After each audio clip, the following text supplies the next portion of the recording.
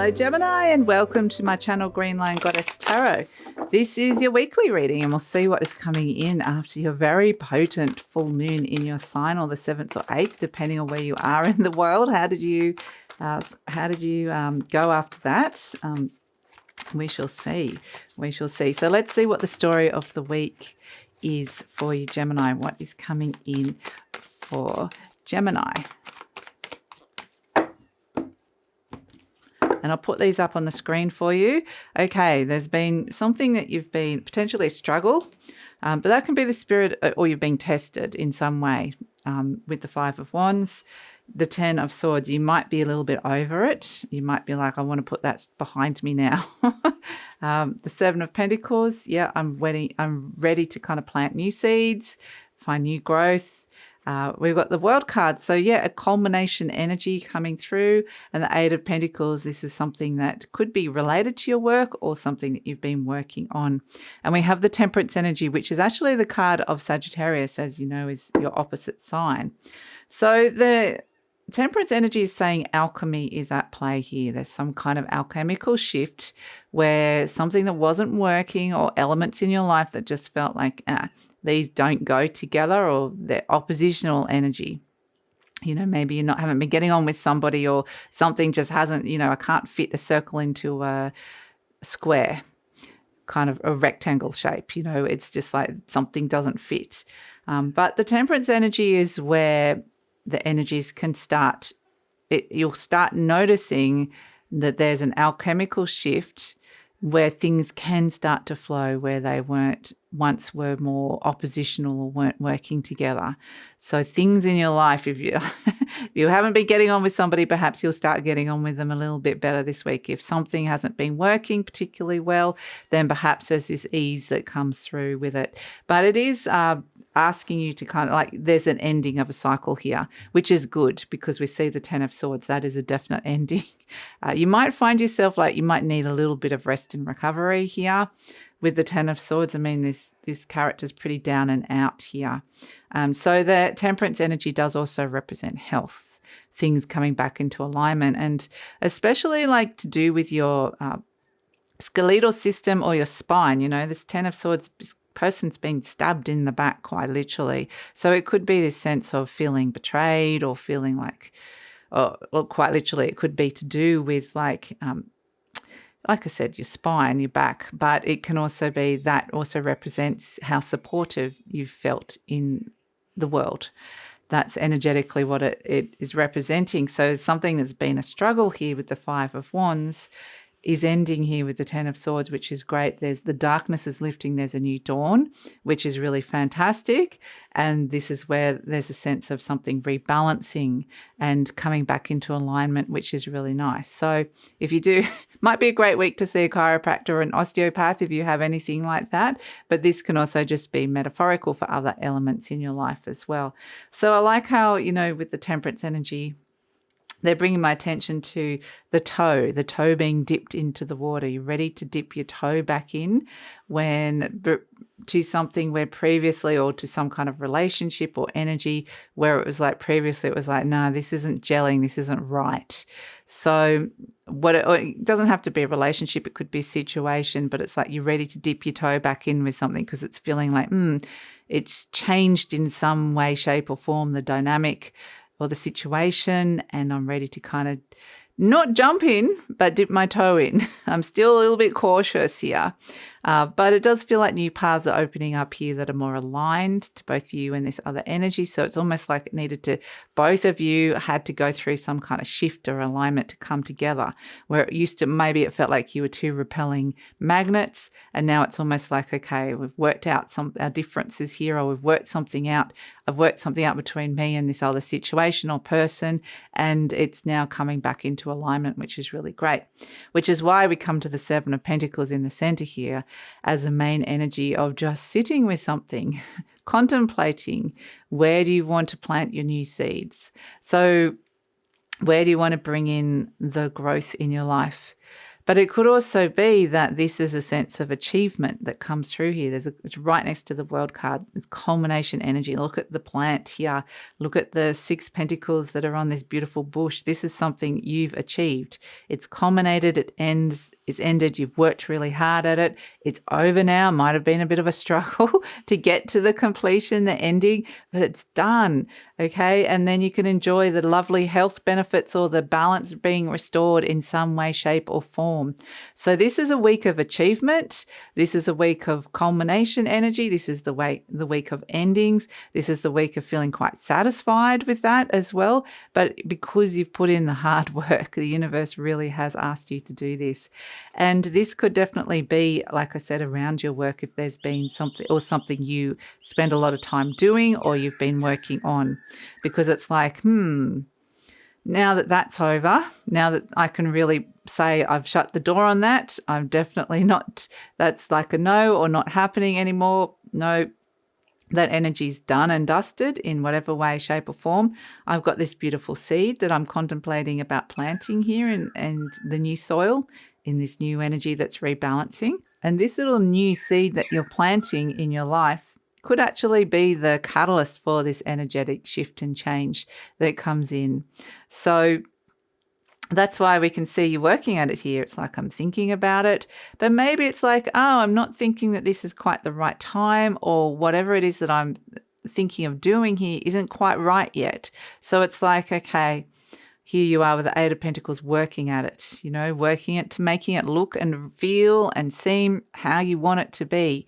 Before you start planting it, before you start really kind of putting in the work and wanting to let it grow, it's like it doesn't quite feel right yet. So again, it's like, I feel like this is a nice energy of working really productively in your life with something new that you're wanting to bring in, that you want to grow, and just honing it and working it so that it's how you like it to be.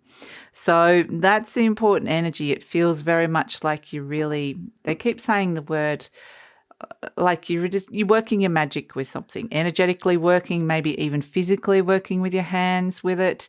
But it's this sense of, this seed, definitely it's a pentacle, so it could definitely be to do with bringing growth in on a material resource level as well, but it doesn't have to necessarily be so. It can be growth within relationships, growth at work, growth at home. It can bring all sorts of growth. It's all about growth, yeah. But it's also about being willing to be flexible and make some adjustments if you're not happy with where something's at this moment in time. So let's see, we've got meditate, okay? Meditate.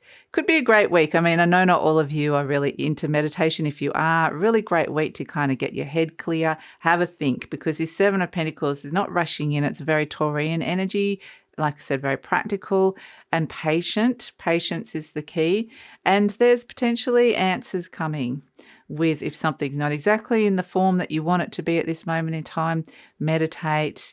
Clear your head in some way, shape or form. If you're not into meditation, just create some time to think and just be really present with what this is, and in a non-judgmental way, just, okay, I'm just having a look at this. I'm letting it sit with me for a while. Leave it with me. And just kind of, it feels like this could be a really fertile time or space or energy, like approach, I guess is the right way, in order to kind of really understand what it is that you're working with here and how you want to work with something or someone in order to bring the growth. So let's see what is coming in terms of your animal spirit energy, Gemini. Let's see what is coming in. Oh, lots came out then. Okay.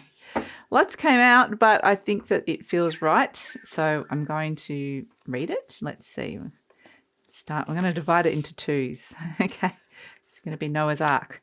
Okay, Firefly and Bat coming in, inspired moments about what you need to let go of and how fear has been holding you back within a situation. We see the beautiful full moon there. Again, it's an illumination, a culmination energy, becoming really, really aware of something and understanding what it is that you need to trust and what it is that you need to let go of here. So there's illumination moments of like, aha moments. Now I get it. Now I see. Now I can kind of, because the bats are flying blind, but so it might be something that you couldn't see previously. And then this beautiful firefly glow comes up and it's like, now I see something. It might just be a glimpse, a moment of it, but it's enough to actually go, I see something clearly now. I see the path ahead. I see the answer. So yeah, fantastic. And we've got the tiger and the hummingbird. I love this because once you see something and you can't not see it, you can't not know it, it's this moment of aha. You are now the tiger, the night hunter, trusting your intuition here. You see the crescent, but it's like the tiger is fearless. It's a fearless energy. So that's why it's important to release your fear, feel the fear and do it anyway. And then it's moving towards this beautiful energy of the hummingbird. So there's this fearless energy of reclaiming your joy, reclaiming something that is good for your soul, a feel good for your soul energy here. So fearlessly stepping into something that is of great value and beauty for you, that brings you joy, which is really beautiful. And then we've got the black egg and the starfish. I love this. And then it's a sense of you've planted the seed, now fearlessly stepped into that and working really hard at it.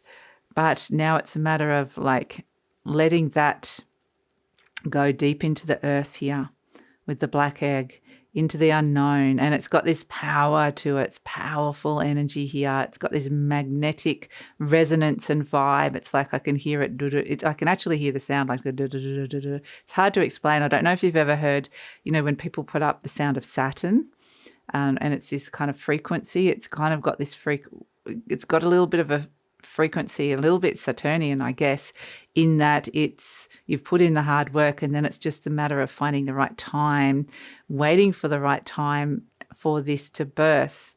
So in the meantime, it's just there happily humming away at this frequency that you're potentially going to feel. It's like a magnetic field thing happening here where it's reverberating and just it might be even speaking, like it putting out signals and messages, but these are non-verbal. So yeah, interesting, happening in a very non-verbal, even consciousness realm as well. Might even be talking to other realms, but there's this this thing inside that is there, that is reverberating right next to the starfish. And again, the starfish is an internal energy of how you're feeling. It's your inner contentedness, it's your inner uniqueness, it's your inner happiness.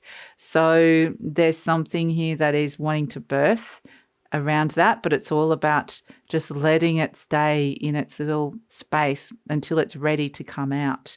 So it really is about being guided by letting go of fear, connecting to joy and happiness, and then being fearless about planting the seed and being fearless about stepping into the unknown with it, and understanding that it's all about divine timing. It will happen at the right time. So it's almost like this mysterious thing that is ready to birth in your life. It's like you've got this mystery inside of you, but it feels like something powerful and good and exciting. So yeah, interesting. So yeah, that's your reading.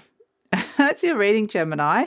So that's it for the week. Very fascinating week, which is why I think we've got the meditate, because I do think it's a sense of clearing your head of any kind of old belief systems or anything that's just, the Ten of Swords is something that's been taking up a lot of space in your head. It's like you want to clear that out, create space with the meditate in a non-judgmental way, be really present. And then it's this like very exciting process that occurs here that is birthing something really powerful inside of you. So wow, that's it. So thanks so much for joining me. Please like, subscribe, share, leave a comment. Love to read your comments. And if you're interested in my personalized services, the link for that is in the description box below. And take care, Gemini.